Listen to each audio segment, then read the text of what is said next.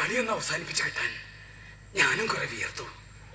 ആ വേഷത്തോടെ തന്നെ വേണം വരാൻ എന്നറിയിച്ചതിന്റെ കാര്യം മനസ്സിലായില്ല. എന്താ തിരുപ്പത്ര കൗതുകം? അതെന്താന്ന് പിക്കും പറയാൻ അറിഞ്ഞൂടാ. ഇങ്ങനെ വരണമെന്ന് അറിയിച്ചു, അത്രേ ഉള്ളൂ. ഓ, അപ്പൊ കലാസ്വാദികയാണ്.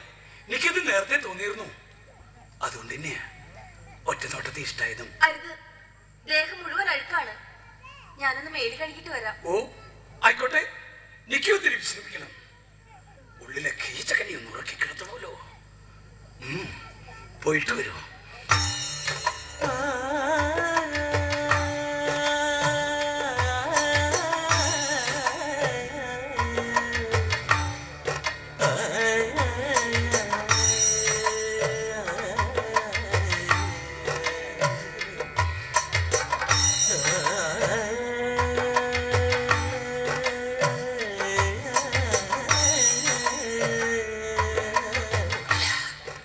ഇത് തെക്കിനെടുത്തപ്പോഴല്ല, വിരാട രാജധാനി.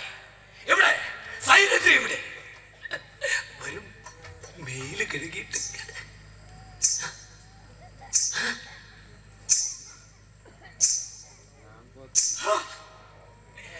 ഇത് അത്ഭുതമായിരിക്കണമല്ലോ.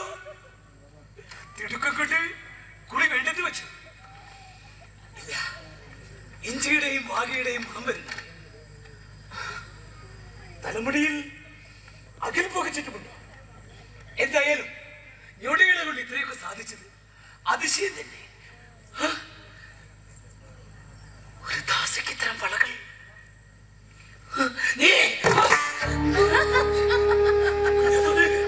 കൽപ്പകശ്ശേരിയിലെ താത്രി കുഞ്ഞാത്തോൻ ഇവിടെ. ഞാൻ എന്താ ഇവിടെ ചോദ്യം ചോദിക്കുന്നതിന് പകരം കീചകൻ എന്താ ഇവിടെ പറയുന്നതല്ലേ ഉചിതം? അതെ, അത് പിന്നെ വേഷക്കാർക്ക് തൊട്ടിയറിയിലും പാട്ടുകാർക്കും വാദ്യക്കാർക്കും കൂത്തമ്പലത്തുമാണല്ലോ കിടപ്പൊരുക്കിയിട്ടുള്ളത്. പിന്നെ ശങ്കരപ്പണിക്കൊക്കെ മാത്രം എന്താ പത്തായിപ്പുരയിൽ വിശേഷം? അത് പിന്നെ തമ്പുരാൻ പറഞ്ഞു ഇത്രയിടം വന്ന ഒരുട്ടൊക്കെ. അറിഞ്ഞു, വിവരിക്കണ്ട. ഈ പാൽമന്തം അങ്ങോട്ട് വെക്കൂ. കേട്ടില്ലേന്നുണ്ടോ? അങ്ങോട്ട് വെക്കൂ. മാധവിക്ക് കുംഭം 16 മംഗല്യാണ്. ആ മോഹം പണിക്കരങ്ങ് ഉപേക്ഷിച്ചോളൂ. അവൾ വലിയ മംഗല്യത്തിന്റെ കൂട്ടം നേരത്തെ സൂചിപ്പിക്കണ്ടായി. എന്തിനാലും താലി കെട്ടാൻ പോണ പുരുഷനെ കാഴ്ചവെക്കാൻ പൊന്നു മുതലൊന്നും ആ പാവത്തിന്റെ ഇല്ല. മാനം മാത്രമേ ഉള്ളൂ. അത് പിടിച്ചു വാങ്ങിക്കാൻ ശ്രമിക്കുന്നത് മാന്യതയാണോ പണിക്കരെ? അവർക്ക് സമ്മതമല്ലെന്ന് അറിഞ്ഞിട്ടും പണിക്കര് പിന്മാറാത്തത് എന്താ? അതെ, അത് പിന്നെ മനസ്സിൽ മോഹം തോന്നിപ്പോയ പിന്നെ എന്താ ചെയ്യാ? മോഹത്തെ കുറിച്ച് അത് ഇവിടത്തെ കഥയും പറഞ്ഞതിന്റെ കാര്യമില്ലല്ലോ. ഞാനും കേട്ടിട്ടുണ്ട് കൽപ്പകശ്ശേരിയിലെ താത്രി കുഞ്ഞാത്തോലെ കുറിച്ചുള്ള കഥകൾ. താത്രിയെ കുറിച്ചുള്ള കഥകൾ അവിടെ നിൽക്കട്ടെ. പണിക്കര് ഈ പ്രവർത്തിച്ചത് മാന്യതയാണോ? ആണോ? അതെ, അത് പിന്നെ അടിയനൊരു മോഹം തോന്നിയെന്നുള്ളൂ. അടിയനോടുള്ള പ്രിയം കൊണ്ട് നിർബന്ധിച്ചത് സമ്മതിപ്പിച്ചതൊക്കെ തമ്പുരാൻ തന്നെയാ. അങ്ങനെ പ്രിയം കൊണ്ട് കാഴ്ച വെക്കാനാണെങ്കിൽ തമ്പുരാൻ ഇവിടുത്തെ അകത്തുള്ളവരെ ആകാതിരിക്കും. ആദ്യ വേലിക്ക് പുറമെ മകളോളം പ്രായമുള്ള 3 വേലിമാര് വേറെ ഉണ്ടല്ലോ. ഇനി അതല്ലാച്ച മകൾ മീനാക്ഷിയെ തന്നെ ആവാനില്ലേ? അങ്ങനെയൊന്നും പറയില്ലേ കുഞ്ഞാത്തോലെ? അങ്ങനെ പറയുന്നത് പോലും പാപം. ദാസി പെണ്ണുങ്ങളാണെങ്കിൽ ആർക്കും കാഴ്ച വെക്കാം, അവർക്കും ആകാം. അന്തർജനങ്ങളാണെങ്കിൽ അവരുടെ മടുപ്പിക്കുന്ന മുറുക്കാൻകത്തും കീഴ്ശ്വാസം വിശ്വസിച്ച് അവർക്കൊപ്പം മാത്രം കഴിച്ചു കൂട്ടണം. അതും ഒന്ന് ഉറക്ക ചിരിക്കാനോ ഒരു മൂളിപ്പാട്ട് പാടാനോ അനുവാദം ഇല്ലട്ടെ. കാളനും മെഴുക്കുപരട്ടിക്കും കറിച്ചട്ടിക്കും ഒപ്പം കരിപ്പുക അടിച്ച് കഴിഞ്ഞു കൂടണം. പുറത്തെ കാറ്റ് കൊള്ളാൻ ഇറങ്ങണമെങ്കിൽ പോലും മറക്കുടയും ബാല്യക്കാരുടെ കാവലും വേണം. ഒരു അന്യ പുരുഷനെ നോക്കിപ്പോയാലും അറിയാതെ മുട്ടിപ്പോയാലും ഭ്രഷ്ട്. അവർക്ക് വേശ്യാരാധനയും ചന്ദ്രോത്സവം വരെ ആകാം. തരാവുന്നതൊക്കെ സമ്മതവും ആവാം, സമ്മതമില്ലാത്ത പെണ്ണിനെ അനുഭവിക്കാം. ഇതൊക്കെ കഷ്ടാണ്, കഷ്ടാണ്. കുഞ്ഞത്തോൽ ആരോടെ ഈ പരിഭവം? തമ്പുരാക്കന്മാരോടോ അതോ അടിയനോ? താൻ ഈ കാണിച്ചത് ഏഭ്യതരം തന്നെയാ. എന്നാലും കലാകാരന്മാരെ എനിക്ക് ബഹുമാന. കഥകളി ഇഷ്ടമാണ്.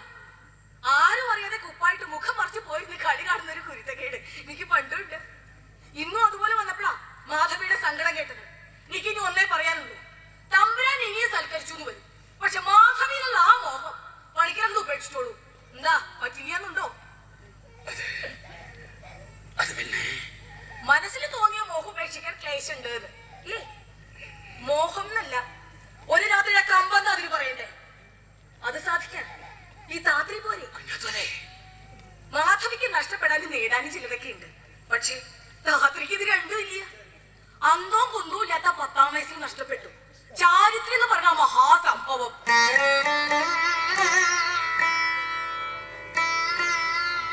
നഷ്ടപ്പെടുത്തി ജ്യേഷ്ഠനെ പോലെ കണ്ടു ബഹുമാനിച്ചൊരു നമ്പൂരാരും വായടച്ചു പിടിച്ചിരുന്നതുകൊണ്ട് എന്റെ കരച്ചിലെ ദുഷ്ടം കേട്ടു കാണില്ല. പക്ഷെ കണ്ണു നിറഞ്ഞൊഴുകണ കണ്ടിട്ടും വിട്ടിയാലോ ആ നീചൻ. പിന്നീട് പുറത്തു പറയാൻ പറ്റാത്ത മറ്റു പലരും ആരും അന്യരായിരുന്നില്ല എന്നുള്ളതായിരുന്നു സങ്കടം.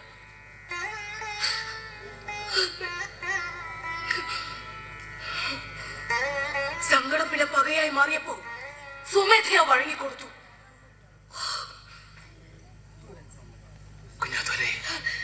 പണിക്കരുടെ കീചകന്റെ കേമായിരുന്നു കേട്ടോ. കീചകനോടൊക്കെ ഒരു രാത്രി പങ്കിടാൻ എനിക്ക് സമ്മത. അനിഷ്ടണ്ടോ കീചകന്? എന്തായി ചോദിക്കണേ? ഒരു പൂവിന് വേണ്ടി മോഹിച്ചിട്ട് പൂക്കാലം വെച്ച് നീട്ടണോ? കലാകാരന്മാരോട് അവിടത്തേക്കുള്ള പ്രിയം അടിയെ കേട്ടിട്ടുണ്ട്. കാവകൽ രാവണിയായിട്ട് ബന്ധണ്ടായിരുന്നില്ലേ? പിന്നെ നടൻ ഗുരുവായൂർ അപ്പുപിഷാരടി, പാട്ടുകാരൻ കുഞ്ഞിരാമൻ നമ്പീശൻ, അങ്ങനെ അങ്ങനെ പലരും താത്രയ്ക്ക് മുന്നിൽ വന്ന് പദം പാടിയിട്ടുണ്ട്. പല വേഷങ്ങളാണ് കളിച്ചിട്ടുണ്ട്. പക്ഷെ എത്ര പാടിയാലും അതിനൊരേ ഭാവമായിരിക്കും. എത്ര ആടിയാലും അതിനൊരേ സ്ഥായിയായിരിക്കും. കാമെന്നല്ല അതിന് പറയണ്ടേ? സഹതാപം തോന്നിപ്പോണ ഒരു വീരരസം. അടിയൻ അങ്ങനെയല്ലാതെ ഇവിടത്തേക്ക് അറിയാലോ. അല്ലാന്ന് എന്നെ ബോധ്യപ്പെടുത്തണം. എന്നിട്ടേ പണിക്കരുടെ മോഹം സാധിക്കും. കാണട്ടെ പണിക്കരുടെ കഴിവ്. ഒന്ന് പദം പാടി കളിക്കുക പണിക്കരെ. അത് പിന്നെ മറ്റു നടന്മാരെ പോലെ ഒന്നും അല്ലാതെ വലിയ വീമ്പ് പറഞ്ഞതല്ലേ. കാണട്ടെ. എത്ര ആൾക്കൂട്ടത്തിന് നടുവിലായാലും ബോധമുള്ള ഒരു പ്രേക്ഷകന് വേണ്ടി എല്ലാ കഴിയും. ഇവിടെ പെട്ടത് ഞാനാ. കാണട്ടെ.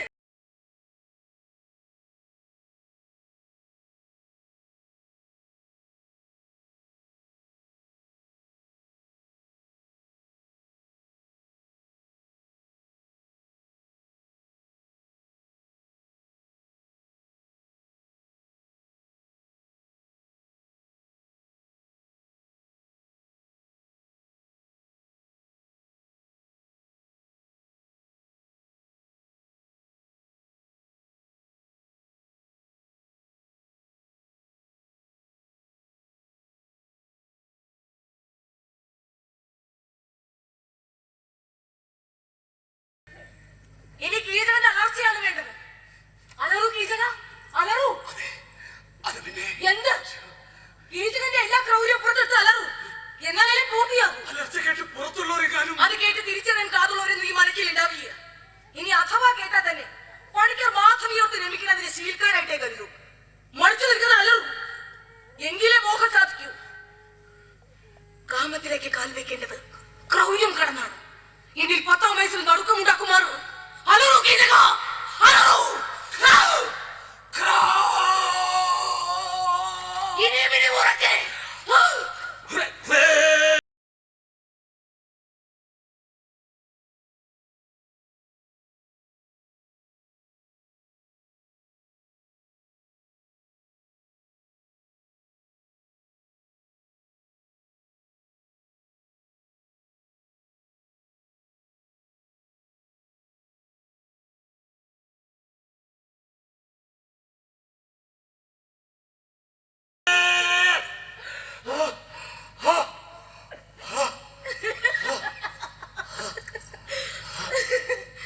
കഷ്ടം.